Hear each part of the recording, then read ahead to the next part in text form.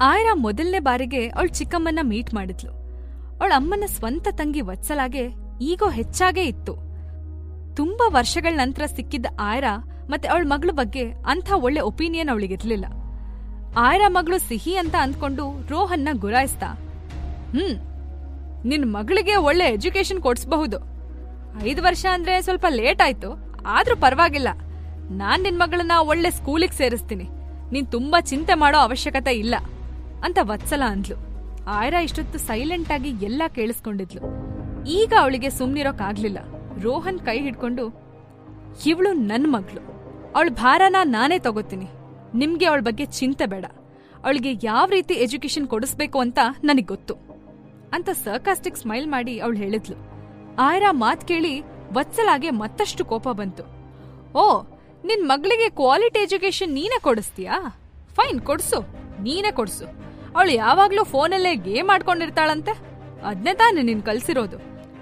ನಿನ್ ಹಾಗೆ ಬೇಕಾ ಬಿಟ್ಟು ಲೈಫ್ ಲೀಡ್ ಮಾಡೋದು, ಒಂಟಿಯಾಗಿ ಬೆಳೆಯೋದು, ತಿನ್ನೋದು, ಮಲ್ಗೋದು, ಅಂತೂ ಇಂತೂ ದೊಡ್ಡೋಳಾಗೋದು, ಆಮೇಲೆ ಯಾರ್ದೋ ಜೊತೆ ಮಲ್ಗಿ ಮದ್ವೆಗೂ ಮೊದ್ಲೇ ಪ್ರೆಗ್ನೆಂಟ್ ಆಗಿ ನಮ್ ಫ್ಯಾಮಿಲಿ ಮರ್ಯಾದೆ ತೆಗಿಯೋದು, ಇದೇ ಅಲ್ವಾ ಕ್ವಾಲಿಟಿ ಎಜುಕೇಶನ್ ಅಂತ ಅವಳು ಕೇಳಿದ್ಲು. ಶಟಪ್ ವತ್ಸಲ, ಅದೇನಂತ ಮಾತಾಡ್ತಿದ್ಯಾ ನೀನು? ನೀನ್ ಹಿಂಗೆಲ್ಲ ಮಾತಾಡಕ್ಕೆ ಬಾಯಾದ್ರೂ ಹೇಗ್ ಬರುತ್ತೆ ಅಂತ ಅವಳ ಮಾತನ್ನ ಅಲ್ಗೆ ತಡೆದು ಅಜ್ಜಿ ಹೇಳಿದ್ರು. ನಿಜವಾಗ್ಲೂ ಆಯ್ರಾಗೆ ಸಿಹಿ ಎಜುಕೇಶನ್ ತಲೆನೋವಾಗಿತ್ತು. ಸಿಹಿ ತುಂಬಾ ಬುದ್ಧಿವಂತೆ.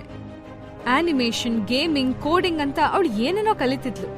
ಅವಳ ಅಮೆರಿಕನ್ ಎಜುಕೇಶನ್ನೇ ಬೇರೆ, ಇಂಡಿಯಾದ ಎಜುಕೇಶನ್ನೇ ಬೇರೆ.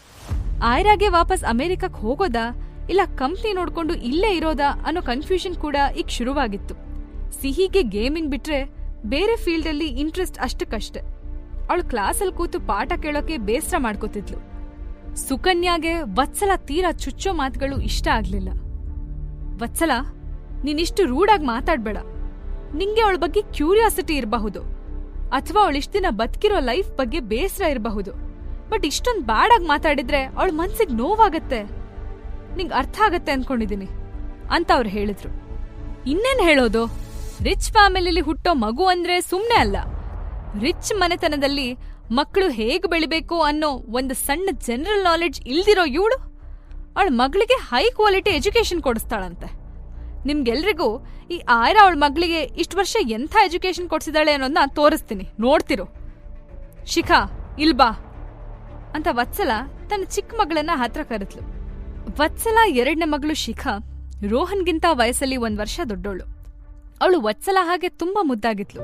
ನೋಡೋದಕ್ ಮಾತ್ರ ಅಲ್ಲ, ಅವಳ ಗುಣ ಕೂಡ ತಾಯಿ ಹಾಗೆ. ಅವಳು ಹೆಮ್ಮೆಯಿಂದ ಮುಖ ಎತ್ತಿ ತಾಯಿ ಮಡ್ಡಲ್ಲಿ ಬಂದ್ ಕೂತ್ಲು.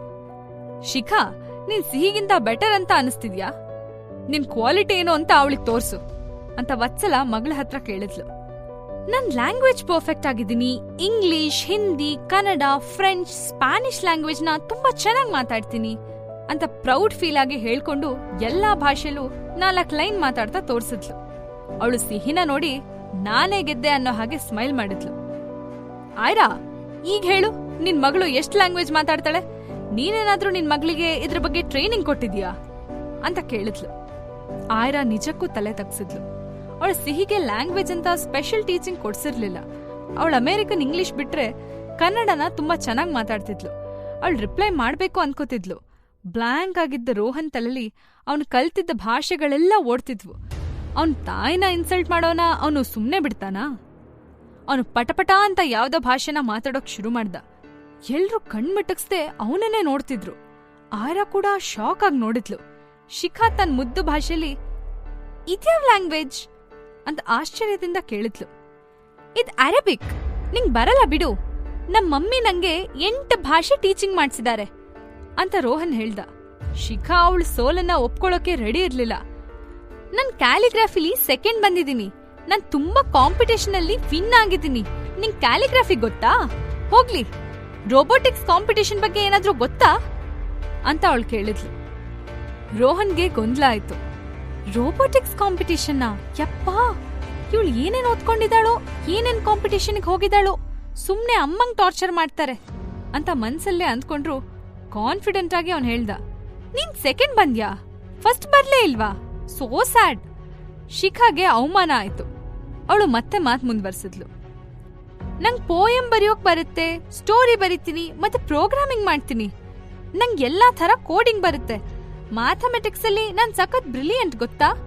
ಪೆನ್ ಪೇಪರ್ ಇಲ್ದೆ ಬಾಯಲ್ಲೇ ಎಷ್ಟು ದೊಡ್ಡ ಸಮ್ ಕೇಳಿದ್ರು ಬಿಡಿಸ್ತೀನಿ ಗೊತ್ತಾ ಅಂತ ಅವಳು ಹೊಗಳ್ಕೊಳ್ಳೋದನ್ನ ಕಂಟಿನ್ಯೂ ಮಾಡಿದ್ಲು. ರೋಹನ್ಗೆ ಬೋರ್ ಆಯ್ತು. ವಾಟ್, ಇದೆಲ್ಲ ಒಂದ್ ಟ್ಯಾಲೆಂಟಾ? ಪೋಯಂ, ಸ್ಟೋರೀಸ್ ಎಲ್ಲ ಯಾರ್ ಬೇಕಾದ್ರೂ ಬರೀತಾರೆ. ಇನ್ ಕೋಡಿಂಗ್ ಅದನ್ನ ಕಲಿಯೋದಂತ ದೊಡ್ಡ ವಿಷಯನೇ ಅಲ್ಲ. ನಂಗೂ ನಮ್ಮಮ್ಮ ಅದನ್ನೆಲ್ಲ ಚೆನ್ನಾಗಿ ಹೇಳ್ಕೊಟ್ಟಿದ್ದಾಳೆ. ಇದನ್ನೆಲ್ಲ ಕಲಿಯೋಕೆ ಸ್ಪೆಷಲ್ ನಾಲೆಡ್ಜ್ ಆಗ್ಲಿ ಬ್ರೈನ್ ಆಗ್ಲಿ ಬೇಕಂತಿಲ್ಲ ಅಂತ ಅವನಂದ. ಮಮ್ಮಿ, ಇದೆಲ್ಲ ಏನು? ನಂಗೆ ತುಂಬಾ ಬೋರ್ ಆಗ್ತಿದೆ. ನಾವ್ ಮೇಲ್ಗಡೆ ಹೋಗೋಣವಾ? ವತ್ಸಲ ಆಂಟಿಗೆ ಅಚ್ಚ ಜೊತೆ ಮಾತಾಡೋಕ್ ಟೈಮ್ ಬೇಕಲ್ವಾ? ನಮ್ಮಿಂದ ಅವ್ರಿಗೆ ಯಾಕೆ ತೊಂದ್ರೆ ಅಂತ ಹೇಳ್ತಾ ಆಯ್ರಾ ಕೈ ಹಿಡ್ಕೊಂಡು ಅವನ್ ಸ್ಟೆಪ್ಸ್ ಹತ್ತಿ ಅವಳ ರೂಮ್ಗೆ ಕರ್ಕೊಂಡ್ ಹೋದ. ಅಲ್ಲಿದ್ದವರೆಲ್ಲ ಸ್ಪೀಚ್ಲೆಸ್ ಆಗಿ ನೋಡ್ತಾ ನಿಂತಿದ್ರು. ಆಯ್ರಾ ರೋಹನ್ನ ಎತ್ಕೊಂಡು ರೂಮ್ ಒಳಗಡೆ ಬಂದ್ಲು. ಅವಳ ರೂಮ್ ಡೋರ್ ಲಾಕ್ ಮಾಡಿ ಅವನನ್ನ ಸೋಫಾ ಮೇಲೆ ಕೂರಿಸಿ ಸ್ಕ್ಯಾನ್ ಮಾಡೋ ಹಾಗೆ ನೋಡಿದ್ಲು. ಸಿಹಿಗೆ ಲ್ಯಾಂಗ್ವೇಜ್ ಕಲಿಯೋದಂದ್ರೆ ತುಂಬಾ ಬೇಜಾರಾಗ್ತಿತ್ತು. ಬಟ್ ಅವಳು ಅರೇಬಿಕ್ನ ಮಾತಾಡ್ಬಿಟ್ಲು. ಸಿಹಿ ಹೇಗೆ ಇಷ್ಟು ಚುರುಕಾಗಿ ಅರೇಬಿಕ್ ಮಾತಾಡಿದ್ಲು? ಅವಳು ಯಾವಾಗ ಕಲ್ತಿದ್ದಾಳೆ? ನಂಗೆ ಗೊತ್ತಿಲ್ಲದೆ ಇವಳು ಅರೇಬಿಕ್ ಕಲಿಯೋಕ್ ಸಾಧ್ಯನಾ? ಎಲ್ಲೋ ಏನೋ ತಪ್ಪಾಗಿದೆ ಅಂತ ಆಯ್ರಾ ಯೋಚನೆ ಮಾಡ್ತಾ ಇದ್ಲು. ಅವಳು ರೋಹನ್ಗೆ ಕ್ವೆಶ್ಚನ್ ಮಾಡ್ಬೇಕು ಅನ್ಕೊಳ್ತಿರೋವಾಗ ಅವಳು ಫೋನ್ ರಿಂಗ್ ಆಯ್ತು. ಸ್ಕ್ರೀನ್ ಮೇಲೆ ಪಪ್ಪ ಅಂತ ಹೆಸರು ನೋಡಿ ಅವಳು ಕಾಲ್ ಪಿಕ್ ಮಾಡಿದ್ಲು. ಆ ಕಡೆಯಿಂದ ಮಾತಾಡ್ತಿದ್ದ ಸೂರ್ಯಪ್ರಕಾಶ್ ವಾಯ್ಸ್ ಅಲ್ಲಿ ಕೋಪ ಆಯ್ತು. ಆಯ್ರಾ, ಎಷ್ಟು ಧೈರ್ಯ ಇರಬೇಕು ನಿನಗೆ? ಕಂಪ್ನಿಲಿ ಸಿಕ್ತಿರೋ ಹಣ ತೀರಾ ಕಡಿಮೆ, ಅದನ್ನು ನಿನ್ನ ಅಕೌಂಟಿಗೆ ಟ್ರಾನ್ಸ್ಫರ್ ಮಾಡಿಸ್ಕೊಂತಿದ್ಯಲ್ಲ. I you mad? ನನ್ ಬದುಕ್ಬೇಕೋ ಬೇಡವೋ? ನನಗ್ ಹಣ ಬೇಕು. ಮೊದ್ಲು ನನ್ನ ಅಕೌಂಟ್ಗೆ ಆ ಹಣನ ಟ್ರಾನ್ಸ್ಫರ್ ಮಾಡು ಅಂತ ಕೂಗಾಡಿದ್ರು ಸೂರ್ಯಪ್ರಕಾಶ್. ಪಪ್ಪ, ನೀವ್ ಬದುಕೋಕು ನಾನ್ ನನ್ ಕಂಪ್ನಿ ಹಣ ತಗೊಂತಿರೋದಕ್ಕೂ ಏನೂ ಸಂಬಂಧ ಇಲ್ಲ. ಸುಮ್ನೆ ಏನೇನೋ ಹೇಳ್ಬೇಡಿ ಅಂತ ಆಯ್ರಾ ಹೇಳಿದ್ಲು. ಸೂರ್ಯಪ್ರಕಾಶ್ ಹಣ ಸಿಗುತ್ತೆ ಅಂದ್ರೆ ಏನ್ ಬೇಕಾದ್ರೂ ಮಾಡ್ತಿದ್ದ. ಓ, ಈಗ ನೀನು ಆಯ್ರಾ ಶರ್ಮಾ ಅಲ್ಲ, ನಿಂಗೆ ಹೊಸ ಫ್ಯಾಮಿಲಿ ಸಿಕ್ಕಿದೆ. ಮಲ್ಹೋತ್ರಾ ಫ್ಯಾಮಿಲಿಗೆ ಸೇರಿದ್ಮೇಲೆ ಈ ಬಡ ಅಪ್ಪನ್ ನೆನಪು ನಿನಗ್ ಹೇಗ್ ಬರ್ಬೇಕು? ನಾನ್ ಕಷ್ಟದಲ್ಲಿದ್ರೆ ನಿನಗೆ ಸಹಾಯ ಮಾಡ್ಬೇಕು ಅನ್ಸಲ್ವಾ ಆಯ್ರಾ? ನನಗೆ ಹಣ ಬೇಕಾಗಿದೆ, ಸ್ವಲ್ಪ ಸಹಾಯ ಮಾಡ್ಬೋದಲ್ವಾ ನೀನು ಅಂತ ಅವ್ರು ಎಮೋಷನಲಿ ಬ್ಲ್ಯಾಕ್ ಮೇಲ್ ಮಾಡೋ ಹಾಗಂದ್ರು. ಏನು, ನಿಮಗ್ ಕಷ್ಟನಾ ಅಂತ ಸರ್ಪ್ರೈಸಿಂಗ್ ಟೋನಲ್ಲಿ ಕೇಳಿದ್ಲು. ನೀನು ಹೇಗಿದ್ರು ಮಲ್ಹೋತ್ರಾ ಫ್ಯಾಮಿಲಿಯವಳಾಗಿದೀಯಾ. ನಾನ್ ನಿನ್ನ ಬಿಟ್ಕೊಡ್ಬೇಕಂದ್ರೆ ನನಗೆ 5 ಕೋಟಿ ರೂಪಾಯಿ ಕೊಡ್ಬೇಕು. ನೀನ್ 5 crore ಕೊಟ್ರೆ ನನ್ ಯಾವತ್ತೂ ನಿನ್ ತಂಟೆಗ್ ಬರಲ್ಲ. ನಿನ್ನ ಹತ್ರ ಅಷ್ಟೊಂದು ಹಣ ಇಲ್ಲ ಅಂತ ನನಗ್ ಗೊತ್ತು. ಬಟ್ 5 crore ನಿಮ್ ಮಲ್ಹೋತ್ರಾ ಫ್ಯಾಮಿಲಿಗೆ ಕಷ್ಟ ಅಲ್ಲ. ಅಷ್ಟ್ ಹಣ ಕೊಟ್ಟು ನೀನ್ ನೆಮ್ಮದಿಯಾಗಿರಬಹುದು ಅಂತ ಸೂರ್ಯಪ್ರಕಾಶ್ ತನ್ನ ಖತರ್ನಾಕ್ ಪ್ಲಾನ್ ಬಗ್ಗೆ ಹೇಳಿದ. ಆಯ್ರಾಗೆ ತಲೆ ಸುತ್ತಿದ ಹಾಗೆ ಫೀಲ್ ಆಯ್ತು. ಅವಳ ಕಣ್ಣಿಗೆ ಕತ್ಲೆ ಬಿಟ್ಟು ಬೇರೇನೂ ಕಾಣಿಸ್ಲಿಲ್ಲ. 5 crore, ಓ ಮೈ ಗಾಡ್! ಅಷ್ಟೊಂದು ಹಣ ಕೇಳೋಕೆ ಅವ್ರಿಗೆ ಮನ್ಸಾದ್ರೂ ಹೇಗ್ ಬರುತ್ತೆ? ಅವಳ ತಂದೆಗೆ ದುಡ್ಡಿನ ಹಸಿವು ತುಂಬಾ ಇತ್ತು. ಈ ಬಾರಿ ಅವನು ದೊಡ್ಡ ಮೀನಿಗೆ ಗಾಳ ಹಾಕಿದ್ದ. ಆಯ್ರಾ ತುಂಬಾ ಶಾಂತವಾಗಿ ಕೂತಿದ್ಲು. ಅವಳ ಹಾರ್ಟ್ ಬೀಟ್ ಜೋರಾಗಿತ್ತು. ಅದನ್ನ ಬಿಟ್ಟು ಬೇರೇನು ಕೇಳಿಸ್ತಿರ್ಲಿಲ್ಲ ಅವಳಿಗೆ. ಅವಳ ಸೈಲೆನ್ಸ್ ನೋಡಿ, ನಿನ್ನಂತ ಬೆಗ್ಗರ್ಗೆ ಅಷ್ಟೊಂದು ಹಣ ಎಲ್ಲಿ ಸಿಗ್ಬೇಕೋ ಹೇಳು? ಮಲ್ಹೋತ್ರಾ ಫ್ಯಾಮಿಲಿಯವ್ರ ಮುಂದೆ ನಾನು ಕಾಣಿಸ್ಕೊಂಡ್ರೆ ಅವ್ರು ತುಂಬಾ ಸಂಕೋಚ ಪಡ್ಕೋತಾರೆ. ಅವ್ರು ನನ್ನಿಂದ ನಿನ್ನ ದೂರ ಮಾಡೋಕೆ 20 crore ಏನು 50 crore ಕೇಳಿದ್ರು ಕೊಡ್ತಾರೆ ಅಂತ ಸೂರ್ಯಪ್ರಕಾಶ್ ಹೇಳಿದ್ರು. ಆಯ್ರಾ ರಿಪ್ಲೈ ಮಾಡಿದ್ಲು, ಪಪ್ಪ, ನೀವ್ ಕೇಳಿದಷ್ಟು ಹಣ ನಾನ್ ಕೊಡ್ತೀನಿ. ಆದ್ರೆ ನಂಗೆ ನನ್ ಮಗನ್ ಬಗ್ಗೆ ಹೇಳ್ತೀರಾ? ಅವನ್ ಎಲ್ಲಿದ್ದಾನೆ? ಕೊನೆ ಪಕ್ಷ ಅವನನ್ನ ಎಲ್ಲಿ ಬಿಟ್ರಿ ಅಂತಾದ್ರೂ ಹೇಳಿ. ನೀವ್ ನನ್ ಮಗನ್ ಬಗ್ಗೆ ಕ್ಲೂ ಕೊಟ್ರೆ ನಾನ್ ನಿಮ್ಗೆ ನೀವ್ ಕೇಳಿದಷ್ಟು ಹಣ ಕೊಡ್ತೀನಿ, ಪ್ರಾಮಿಸ್ ಅಂತ ಹೇಳಿದ್ಲು. 1 ನಿಮಿಷ ಯೋಚನೆ ಮಾಡಿದ ಸೂರ್ಯಪ್ರಕಾಶ್ ಅವಳು ತನ್ನ ದಾರಿಗೆ ಬರ್ತಿರೋದು ನೋಡಿ ಖುಷಿ ಆದ್ರು. ಸರಿ, ನೀನ್ ಮೊದ್ಲು ನನಗ್ ಹಣ ಹೊಂದ್ಸು. ನನ್ ಕೈಗೆ ಹಣ ಸೇರಿದ ಕೂಡ್ಲೆ ನಿನ್ ಮಗನ್ ಬಗ್ಗೆ ವಿಷಯ ಹೇಳ್ತೀನಿ ಅಂತ ಹೇಳಿ ಬೇರೇನೂ ಮಾತಾಡದೆ ಕಾಲ್ ಕಟ್ ಮಾಡಿದ್ರು. ಆಯ್ರಾ ಮುಖದಲ್ಲಿ ತನ್ನ ದಡ್ಡ ಅಪ್ಪನ ಬಗ್ಗೆ ಸ್ವಲ್ಪ ಕನ್ಸನ್ನಿತ್ತು. ಅವಳ ಮುಖದಲ್ಲಿ ಕೊಂಕು ನಗು ಮೂಡ್ತು. ಹಣ ಬೇಕಂತೆ, ಹಣ. ಪಪ್ಪ, ನೀವ್ ತುಂಬಾ ಶಾರ್ಪ್ ಅಂತ ನನಗ್ ಗೊತ್ತು. ಬಟ್ ನನ್ನಂತ ಮಗಳಿದ್ದಾಗ ನೀವ್ ಚಾಪೆ ಕೆಳಗ್ ತೂರಿದ್ರೆ ಹೇಗೆ? ನನಗೆ ರಂಗೋಲಿ ಕೆಳಗೂ ತೂರೋಕ್ ಗೊತ್ತು ಅಂತ ಹೇಳ್ತಾ ಫೋನ್ ತೆಗೆದ್ಲು. ಅವಳು ಫೋನಲ್ಲಿ ಟ್ಯಾಪ್ ಮಾಡಿ ಟ್ರೂಜನ್ ಹಾರ್ಸ್ ಮಾಲ್ವೇರ್ ಪ್ರೋಗ್ರಾಮ್ ಬರೆದ್ಲು. ಅದನ್ನ ಬರೆದ್ಮೇಲೆ ಮತ್ತೊಂದ್ಸರಿ ಚೆಕ್ ಮಾಡಿ ಅವಳು ಸೂರ್ಯಪ್ರಕಾಶ್ ನಂಬರ್ಗೆ ಸೆಂಡ್ ಮಾಡಿದ್ಲು. ಸೂರ್ಯಪ್ರಕಾಶ್ ಒಂದ್ಸರಿ ಅವಳು ಕಳ್ಸಿದ ಲಿಂಕ್ ನ ಓಪನ್ ಮಾಡಿದ್ರೆ ಅವಳು ಹಣ ಕಳ್ಸಿರೋ ಡೀಟೇಲ್ಸ್ ಹೋಗ್ತಿತ್ತು. ಅದು ಡೂಪ್ಲಿಕೇಟ್ ಮೆಸೇಜ್. ಆ ಲಿಂಕ್ ಓಪನ್ ಮಾಡಿದ್ರೆ ಆಯ್ರಾ ಈಸಿಯಾಗಿ ಅವ್ರ ಫೋನ್ನ ಅಟ್ಯಾಕ್ ಮಾಡ್ತಿದ್ಲು. ಅವಳು ಹ್ಯಾಕಿಂಗ್ ಕಲ್ತಿದ್ಲು. ಇದೆಲ್ಲ 2 ಮಿನಿಟ್ಸ್ ಕೆಲಸ ಅವಳಿಗೆ. ಸೂರ್ಯಪ್ರಕಾಶ್ಗೆ ಬರೋ ಪ್ರತಿ ಕಾಲ್ನೂ ಅವಳು ಕೇಳಿಸ್ಕೋಬಹುದಿತ್ತು.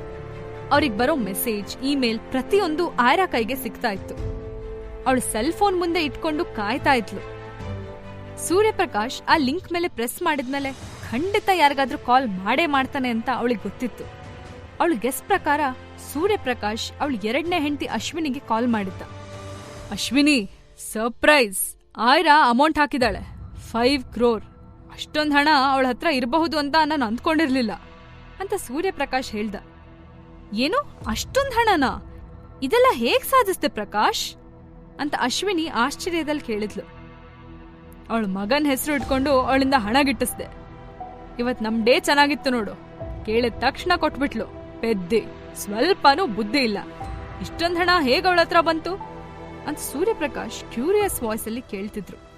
ಅಶ್ವಿನಿ ಕೂಲಾಗಿ, ಅವಳಿಗ ಮಲ್ಹೋತ್ರ ಫ್ಯಾಮಿಲಿ ಅವಳು, ಅವಳ ಅಕೌಂಟ್ಗೆ ಹಣ ಹಾಕಿರಬಹುದು. ಅವರಿಗೆ ಈ 5 crores ಎಲ್ಲ ಒಂದ್ ಲೆಕ್ಕನಾ? ಬಟ್ ನಂಗೊಂದ್ ಡೌಟ್ ಇದೆ. ನೀನ ಆಯ್ರಾ ಮಗನ್ನ ಏನ್ ಮಾಡ್ದೆ? ಅವ್ನ್ ನಿಜವಾಗ್ಲೂ ಬದುಕಿದಾನ? ನೀನ್ ಅವಳಿಗೆ ಅವನನ್ನ ತೋರಿಸ್ತಿದೀಯಾ ಪ್ರಕಾಶ್ ಅಂತ ಅವಳು ನೇರವಾಗಿ ಕೇಳಿದ್ಲು. ಸೂರ್ಯಪ್ರಕಾಶ್ ಜೋರಾಗಿ ನಗಾಡಿದ್ರು. ಅವಳ ಮಗ ಎಲ್ಲಿದ್ದಾನೆ? ಅವನು ಹುಟ್ಟಿದಾಗ್ಲೇ ನಾನು ಅವನು ಉಸಿರು ನಿಲ್ಸಿದ್ದೆ. ಆಮೇಲೆ ತಗೊಂಡೋಗಿದ್ದು ಸ್ಮಶಾನಕ್ಕೆ. ಮಗುನ ಹೂತಾಕೋಕೆ 500 ರೂಪಾಯಿ ಬಿಸಾಕ್ದೆ. ಅವರ ಮಗುನ ಮಣ್ಣಲ್ಲಿ ಹೂತಾಕಿದ್ಮೇಲೆ ನಾನು ಅಲ್ಲಿಂದ ಬಂದಿದ್ದು. ಈಗೋಗಿ ಹುಡುಕಿದ್ರೆ ಅವನು ಮೂಳೆ ಬಿಟ್ರೆ ಬೇರೆ ಏನೂ ಸಿಗಲ್ಲ. ಅದಕ್ಕೆ ಅಲ್ವಾ ಅವಳನ್ನ ಪೆದ್ದಿ ಅಂದಿದ್ದು. ಅವಳಿಗಳ ಮಗನ್ ಹೂತಾಕಿರೋ ಜಾಗ ತೋರಿಸಿ ಕೈ ತೊಳ್ಕೊತೀನಿ ಅಷ್ಟೆ ಅಂತ ಹೇಳಿದ್ರು. ಆ ಮಾತ್ ಕೇಳಿಸ್ಕೊತಿದ್ದ ಆಯ್ರಾ ಹಾರ್ಟ್ಗೆ ತುಂಬಾ ಪೇನ್ ಆಯ್ತು. ಅವಳ ಪಕ್ಕನೇ ಬಾಂಬ್ ಬ್ಲಾಸ್ಟ್ ಆದ ಹಾಗೆ ಅನಿಸ್ತು. ಅವಳ ಹೃದಯ ಬ್ರೇಕ್ ಆಯ್ತು. ಕೈಯಲ್ಲಿದ್ದ ಸೆಲ್ ಫೋನ್ ಕೆಳಗಡೆ ಬಿತ್ತು. ಯಾವ ಮಗುನ ಹುಡುಕ್ಬೇಕು ಅಂತ ಇಲ್ಲಿವರೆಗೂ ಬಂದ್ಲು. ನೋವಲ್ಲೇ ಬದುಕ್ತಾ ಇದ್ದ ಅವಳಿಗೆ ಹೊಸ ಆಸೆ ಹುಟ್ಸಿದ ಮಗ ಅವಳ ಪಾಲಿಗಿರ್ಲಿಲ್ಲ. ಯಾರ್ ನಂಗ್ ಫೋನ್ ಮಾಡಿ ನನ್ ಮಗ ಬದುಕಿದಾನೆ ಅಂತ ಆಸೆ ಹುಟ್ಸಿದ್ರು. ಈಗ ನೋಡಿದ್ರೆ ಪಪ್ಪ ಹೀಗ್ ಹೇಳ್ತಿದ್ದಾರೆ, ಕಂದ ನಾನ್ ಏನ್ ಮಾಡ್ಲಿ? ನಿನ್ನ ರಕ್ಷಿಸೋ ಹೊಣೆ ನಂದಾಗಿತ್ತು. ನಿನ್ ಸೇವ್ ಮಾಡ್ಕೊಳ್ದಿರೋ ಬ್ಯಾಡ್ ಮದರ್ ನಾನು. ಪುಟ್ಟ, ನೀನ್ ನಿಜವಾಗ್ಲೂ ನನ್ನಿಂದ ದೂರ ಹೋದ್ಯಾ? ನೀನ್ ಬದುಕಿಲ್ವಾ ಅಂತ ಹೇಳ್ಕೊಂಡು ಜೋರಾಗಿ ಅಳೋಕ್ ಶುರು ಮಾಡಿದ್ಲು. ಅವಳಿಗೆ ಯಾರೋ ದೊಡ್ಡ ಮೋಸ ಮಾಡಿದ್ದಾರೆ ಅನಿಸ್ತು. ಸತ್ತೋದ ಅಂದ್ಕೊಂಡಿರೋ ಮಗ ಬದುಕಿದಾನೆ ಅಂತ ಸುಳ್ಳು ಹೇಳಿದ್ ಯಾರು, ಯಾಕೆ ಅಂತ ಅವಳು 100 ಸಲ ಕೇಳ್ಕೊಂಡ್ಲು. ಬೆಂಗಳೂರಿಗೆ ಬಂದ್ಮೇಲೆ ಅವಳ ಮಗನ ಹುಡ್ಕೋಕೆ ಎಷ್ಟು ಕಷ್ಟಪಟ್ಲು. ಸಿಂಧು, ಡಿಟೆಕ್ಟಿವ್ಸ್ ಎಲ್ರೂ ಅವಳ ಮಗನ್ ಹುಡ್ಕೋಕ್ ಟ್ರೈ ಮಾಡಿದ್ರು. ಬಟ್ ಅವ್ರು ಯಾರಿಗೂ ಮಗ ಸಿಗ್ಲಿಲ್ಲ. ಅನ್ನೋನ್ ಇಮೇಲಿಂದ ಅವಳಿಗೆ ಇಷ್ಟ ಇಲ್ದಿರೋ ಆಪರೇಷನ್ ಮಾಡ್ಬೇಕು ಅಂತ ಬಂತು. ಆದ್ರೂ ಅವಳ ಮಗನಿಗೋಸ್ಕರ ಮಾಡಿದ್ಲು.